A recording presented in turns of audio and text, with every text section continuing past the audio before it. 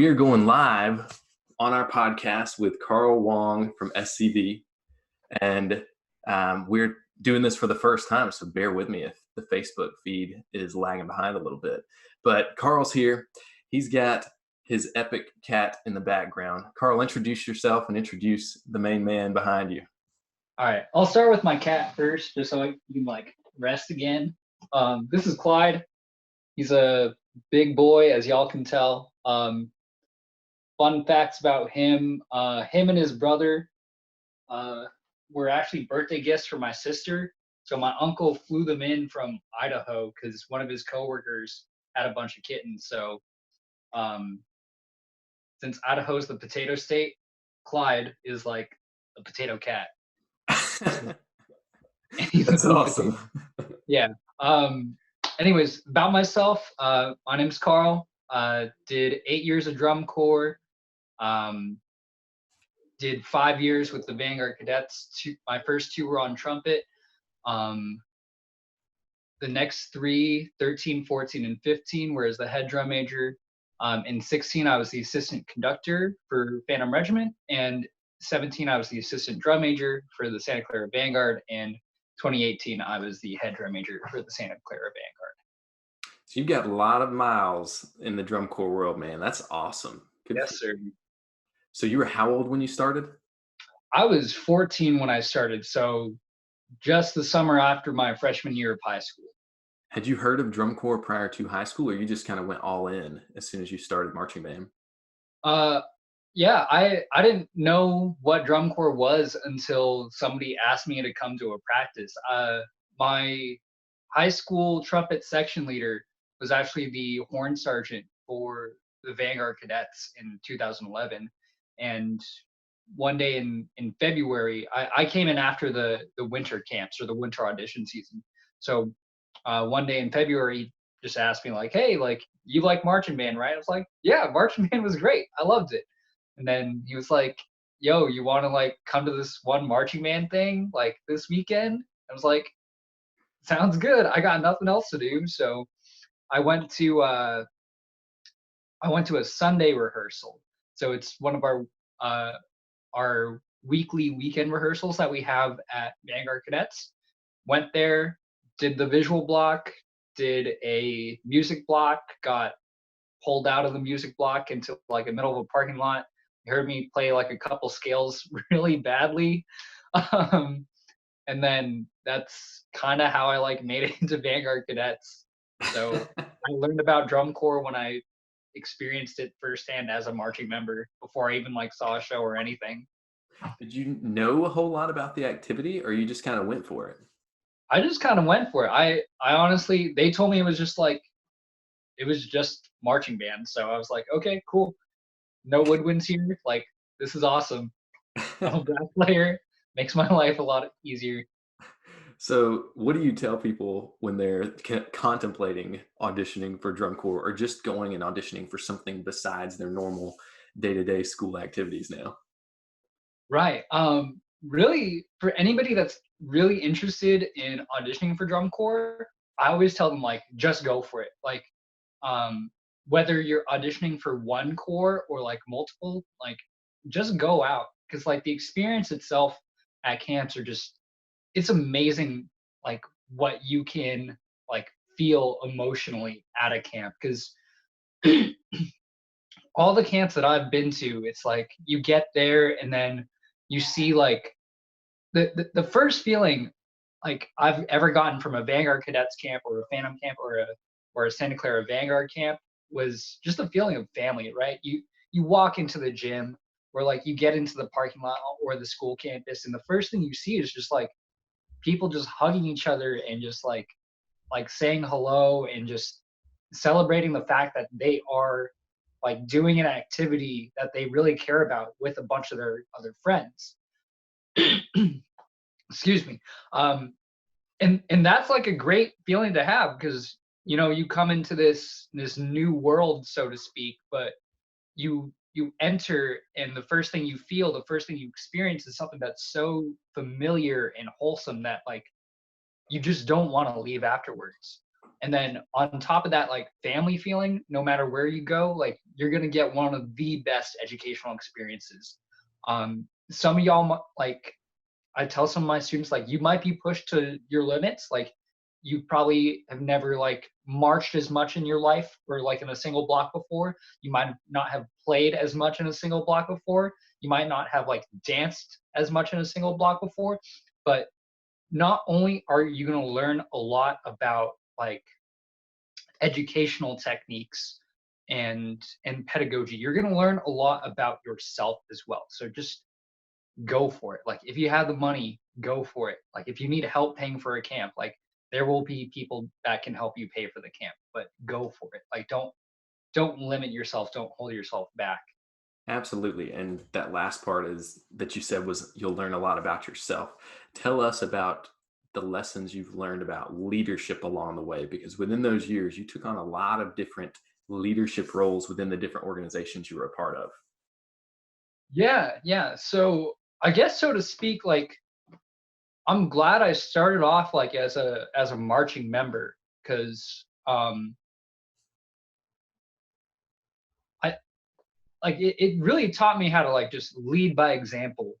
Um, because while I was in Vanguard Cadets, I didn't really have any like leadership position, right? Like the highest I could ever say I got was like a second year vet, and that's not saying too much. So you know, I didn't really have a lot of speaking power, but what I learned from Vanguard Cadets before I got into like the drum major role is if you really want to like change the activity, right, you have to like start by changing yourself. Like your attitude is going to be contagious. Um, the focus you bring onto the field is going to be contagious. How you treat other people, the amount of respect that you give is really going to speak a lot for is going to speak so much more for itself than you trying to tell other people like how they should be acting, right? So learning how to like carry yourself not as a leader really, but just like as like a good human. Um that was like the first lesson because one of the biggest things at Vanguard Cadets and at Vanguard that we speak about is integrity, right? Like you hear that word thrown around like all throughout like the marching band community. You have to be the same on the field and off the field. If you want to be a champion, you have to act like a champion. You have to perform like a champion, rehearse, um, and all that sort of stuff. So I really took that to heart, and like I did my best to embody those values. Again, another like core value that we had at Vanguard Cadets was excellence in all things, and that's just another reiteration of integrity is being the best person you can be all the time, whether it's on the field or off the field, on the bus, in the lot, doesn't matter. You're the best version of yourself, not only to yourself, but to other people as well. So that, I think that was a lot of words, but like that was the biggest lesson that I actually learned. And that was even before like I became a drum major. Right. And that's the important part is that a lot of young people, especially young students in marching band, see the individuals who already have the leadership positions and thinks that a lot of people think that it comes with that attaining of the position. And directors know this because they preach it all the time. Like you have to be a leader prior to being in that position. And once you get that position, it's not a glamorous position, it's a servant position. So tell us a little bit about your style of leadership and servant leadership and how those things intertwine in the drum corps world. Yeah, exactly. So in my opinion, like servant leadership is like the most powerful thing. Like the desire to serve other people is one of the most powerful things that like you can have as a tool as a leader. Because when you try to do, at least in my opinion, when I've tried to do things for myself, I don't find myself to be as motivated to like to get things done, right? Um, but let's say like I'm trying to do like a favor for somebody, then I'm like way more inclined to help this person out because I want them to succeed. Because in the end, other people's success becomes your success, right? Um, if the trumpets aren't doing their job, like let's just say like the trumpets are on like prop crew, right? And they're unorganized, they're late or whatever. If they don't get that job done well, it's gonna come back to you, right? Eventually. So doing everything that you can to help make sure that the trumpets like get their job done on time. Maybe they need a little more EPL time, right? Go and talk to your core director. Go talk to your core manager about like extra EPL time. Um, and that might also incorporate like, hey, like we just need to make sure like we actually end rehearsal on time. So let's really make sure that at least on the membership side that we are staying focused throughout rehearsal. We're not wasting time coming back from water breaks or transitioning from field to field so that we can get dismissed on time. um,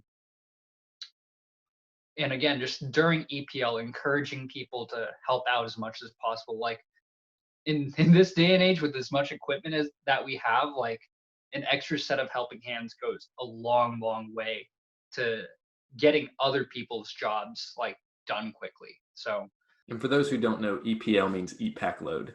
So that may not be thrown around in the marching band world as much, but in drum corps, those three letters are just kind of a hustle. Grab things, go, get your food scarf down, and let's get this train moving on the road. exactly. So tell us about how your leadership has developed going from a member to now a staff member, and what things you brought to the table and what you were trying to develop within these organizations. So going as a marching member within like the drum corps, I think one of my biggest things was that I had for like every single rehearsal is what sort of mood are we going to set for this rehearsal? Um, what sort of vision and what sort of goals do we want people to have as they go throughout the entire day? Or maybe it's like a weekend. It's like a one of the monthly camps. And that's huge because if people aren't like united in their goal or their vision, it's going to be like 10 times harder to actually rehearse throughout the day. So, as at least speaking from experience from my last year with the Santa Clara Vanguard, as a marching member, one of my things was, okay, well, where are we within the season, right? So let's say we are starting off with like spring training, so to speak. Um, one of my biggest things for spring training is, okay, let's make sure that we're not only learning the show, but we're also learning how to rehearse, right? Because you don't want to be focused on rehearsal etiquette and rehearsal technique like in August before finals, right? A bunch of people have probably had that issue, like whether you're doing marching band, like it's right before like a BOA regional and you're struggling with rehearsing, that takes so much focus and energy away from like the actual product that you're trying to like create, right? So why not focus on rehearsal etiquette and technique way in the beginning, right? Like one of my like sayings is like you can be strict in the beginning so that you can be relaxed towards the end. So I will harp on rehearsal etiquette all the time as much as possible, like in the early season, like preseason camps and all the way through spring training. And then once I know that I've like our core has gotten that down, cool, I can move on to something else. Um, I'm so but glad you said that, because even rehearsal etiquette's different from camps to spring training, because the mental endurance aspect is totally different. And it's the exact same way in the marching band world too. You do a spring camp and it's easy to sit there for an hour or two and focus after school, but when you get to band camp and you're doing 8 to 9s or 9 to 9s, whatever that is, that's a very different ball game. And nothing kills momentum during your rehearsal in October like having bad etiquette and having to stop because people are missing direction changes or instructions, or they're not getting set in time or not walking back. So I'm so glad you talked about rehearsal etiquette yeah, establishment. exactly. And just going off like that idea of school too, something that kind of gets overlooked, at least in like the leadership aspect, is marching band during the school year is so much harder than marching band during band camp. Because with band camp, like you get to just focus on band. There's nothing else going on in the rest of the world except for band for you. But then once you get into marching band, you have to think about all the factors that like actually will affect rehearsal that come from the classroom, like the stresses of taking tests, people preparing for college applications, just school social stress in general. All that sort of stuff can be brought from the classroom, from school onto the field. So you have to be ready to be able to tackle that and be able to set like a good mood for the rest of rehearsal. Like let's say if we had like a really, really hard like calculus test like during the day, right before rehearsal. Um, and that's going to affect like a good group of like juniors and seniors. Um, so they're going to come in, and if nothing's done about it, you might have an unfocused rehearsal, but you have to pay attention to body language, right?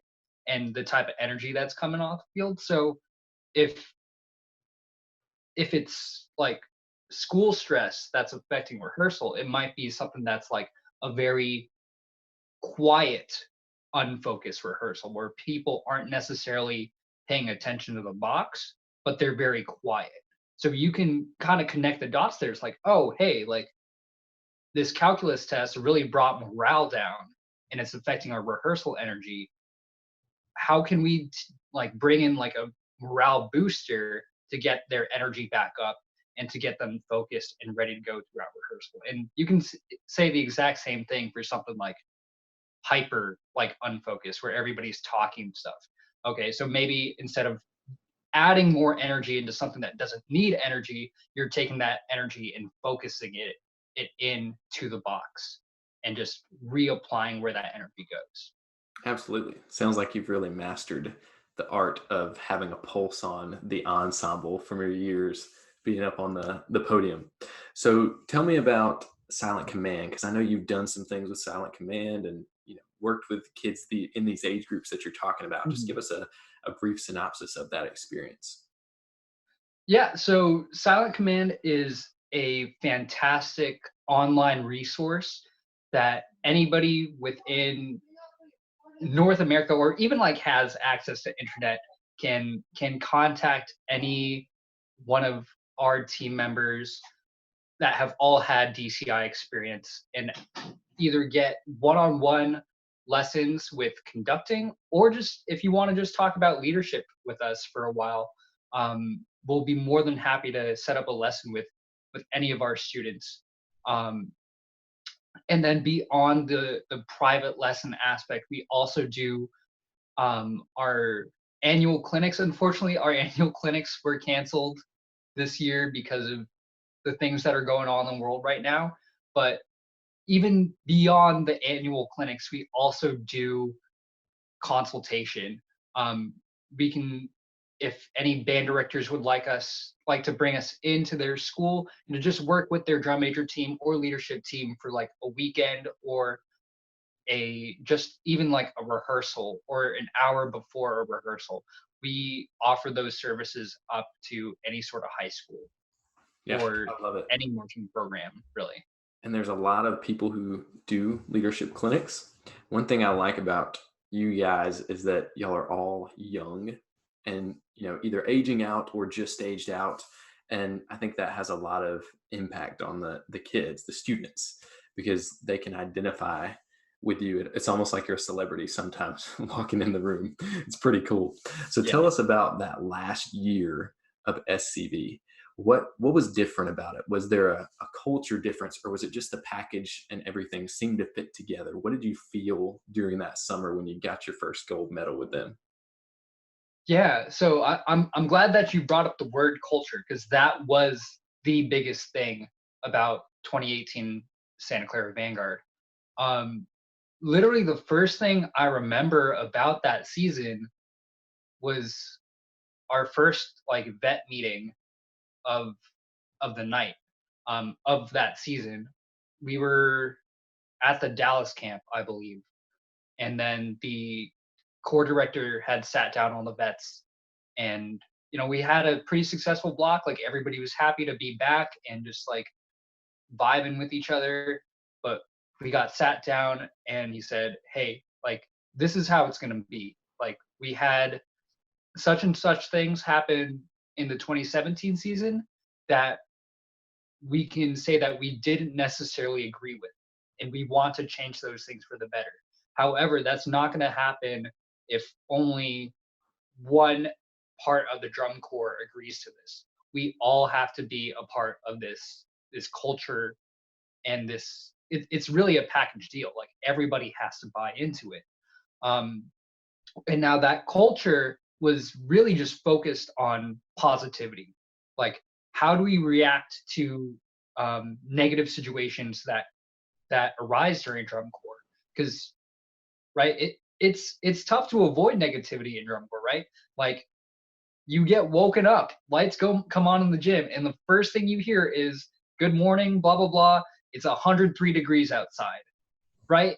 Like, you will get smacked with negativity right off the bat, no matter where you go. Or like, brass, your rehearsal field is over a mile away, so make sure like you're ready to go. But we're still starting at 9 a.m., right? Like, it's tough to avoid negativity during drum corps. So our whole thing was, even if we have like negativity come up in our lives, right? We can't let it overtake us. We can't respond to negativity with more negativity, because it's just going to keep piling up and up and up, and it's just going to weigh down on our shoulders when it really comes down to it towards the end of the season. So we need to start practicing now, right at the beginning of the season, and training ourselves to respond in a positive manner to negativity, right? Like, instead of looking at that mile walk to the field as, oh my gosh, like, we're going to be late, blah blah blah, we're probably going to be yelled at if we're going to be late, or all that. But instead, like, hey, this is like a perfect chance to like actually like have a good chat with one of my friends as we walk from like the gym all the way over um to the field that's a mile away. Like, I don't really need to focus on drum corps at this point. Like, obviously, like, I want to make it there in time, but you know, at the end of the season, I'm not going to see this dude again for a hot minute. So I'm going to take this time and like actually use it in a positive manner and get to know one of my best friends that like I probably won't get to talk to that much towards the end of the season. And it's the exact same thing like that we had the whole entire season, right?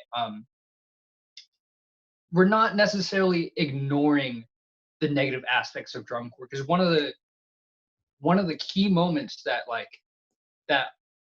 I felt like I knew that this culture was working during the season was after our Denver show. um, Mile High Stadium, right? Elevation. The the block before was super tough. It was like, even though it was only like 97 degrees outside, right? With elevation and like the sunlight just hitting you, like, the tops of our props were black. So like the tops of our props were like 120 degrees, and our phones were on the props like half of the show, so they were just like drained.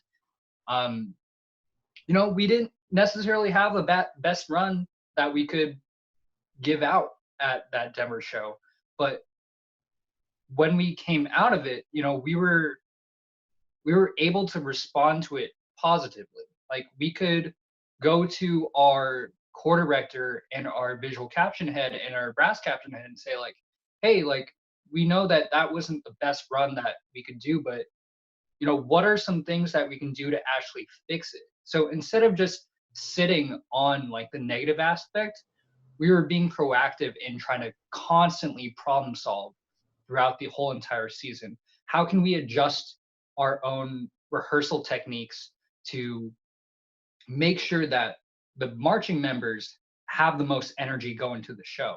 So from there, like, we kind of evaluated like what we did during that Denver rehearsal, right? Super hot on the field, super hot on the props. We did like a full run, and we also did like a bunch of production runs of like each movement, I believe, before going into EPL. So we were dead tired already, and then we'd had to do a show. So from there, okay, well, let's reevaluate. Maybe we don't need to, rehearse ourselves into the ground before like a like a necessary performance. So we reevaluated. We're about to go into like Oklahoma, Texas. Okay, cool. It's going to be really hot in Texas. So if the temperature goes over such and such degrees, maybe we'll only do production runs of each movement, or we'll do a half and a half. And that's literally what we did for the rest of the season. Texas was one of our most successful like Texas tours that I've ever experienced. Because we rolled into like that Oklahoma Broken Arrow show like on fire. We did just production runs before being released and prepping for EPL. And then, we got like lots of water breaks throughout the day too. So it was taking that negative experience, responding to it positively with good problem solving and with member safety and health in mind, such that we could really, really just bring out the best performance that we could ever do. And that just went through like the rest of the season. How'd you know what I was going to get into? Because that's exactly what I do when I get into the drum corps and the marching band world too. Is sit down and say, okay, what are we doing right now, day to day, hour to hour, even drill move to drill move? Are we doing too many reps of one drill move that's going to cause a certain injury to develop in the section who's having to do kind of a conveyor belt and really rotate their hips quickly and extend too much? Are we in a position where it's going to be the middle of the day and the sun's beating down, like you said, on the mellophones? How do we be proactive about that and see it before it happens? Is it going to be an AstroTurf field where it's actually 140 degrees where the members are standing? And how do we need to adjust to that? Or is it something where we just have to set up heat and hydration protocols and combine the two to be preventative in that the first chunk of rehearsal to make sure they have energy to get through the rest of the day? So you're speaking my language there, Carl. That's exactly what the future of drum corps is, and adjusting to that to make sure that the health of the members is actually setting them up to be optimizing their performance capabilities. And that also includes sleep. We didn't even talk about sleep. That's a big aspect. You've done 8 years of drum corps. You know more about sleep habits than probably anybody. But I also want to ask, and you kind of got into this, what did the drum corps do well to handle their success? Because we often talk about how do you respond to failure, but in that season in particular, I remember looking at the scores early on and saying, okay, SCV's really, really coming out hot. How are they going to maintain this? Because we've all seen, drum corps start out the season on top, and then you look mid-July and other people start to catch up, and we don't know if it's a culture thing or if it's a program thing. But you guys sustained success throughout the entire summer and never let off the gas pedal. And the Michael Jordan documentary is out right now, and he's like always has the switch on and is always in that kind of win mindset and killer mindset. That's obviously a little different, but talk to us about how you guys sustained success and had the endurance to get all the way through August and finals day.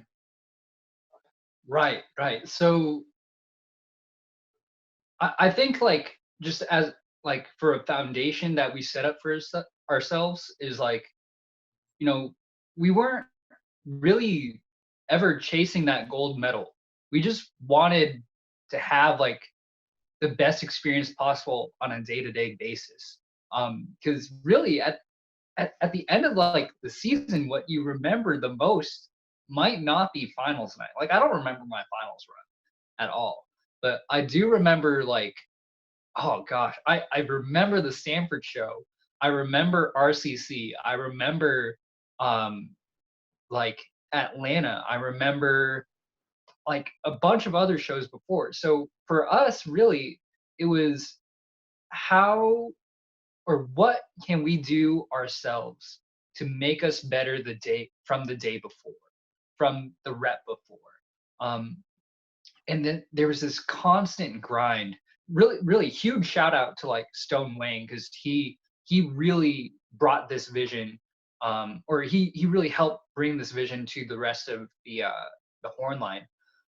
It's just the kind of like the great white shark mentality, where as like a hunter, you really never stop moving. Like, because if a shark stops moving, right, it doesn't get oxygen through its gills anymore. so that it just kind of floats and sinks. So if we wanted to be that like apex predator all the time, we had to keep moving. We had to find that motivation within ourselves to continue to push ourselves forward. Um, so that was huge. That was huge for our brass line. And as far as like our drum line goes, well, Rennick lines themselves, um, they're just there to like push the activity. They're not there to get caught. They're there to set the bar every single day, and they've had that mentality for a long, long while. So really, those two ideas kind of go hand in hand of just never being satisfied with the current level of performance that we have, and just continuing to just want more from yourself and want more from the crowd. Because again, like I said, like you won't remember the finals performance, but you will for sure remember the crowd reaction that you get from finals. You'll for sure remember the crowd reaction that you'll get from like Allentown or even like a small show, because those stay with you forever. That's awesome, man. I'm just going to go out on a limb and say that you're a rising star in the leadership aspect of things in this activity. So I know you're humble. Well, I really appreciate you coming on today, Carl. There's a ton of good in there that I think a lot of people are going to hear and be able to apply to not just their marching season, but their life outside of marching. And that's one of our biggest missions. And I'm sure you're in the same boat as really building up great people. And thank you so much for just being a part of this journey with Marching Health and coming on live and sharing a little bit about your experience and yourself. Awesome. Well, thank you for having me, Elliot. Like it's been a blast, like just kind of getting the opportunity to share what I have to say. And yeah, like I hope to see y'all back out in California again. It was great to have you with the Vanguard. So Yeah, man. really looking to see y'all again. We were out last summer with SCBC, so I'm sure we'll be back out in that way soon. Definitely. Take care, buddy. All right. You too, man.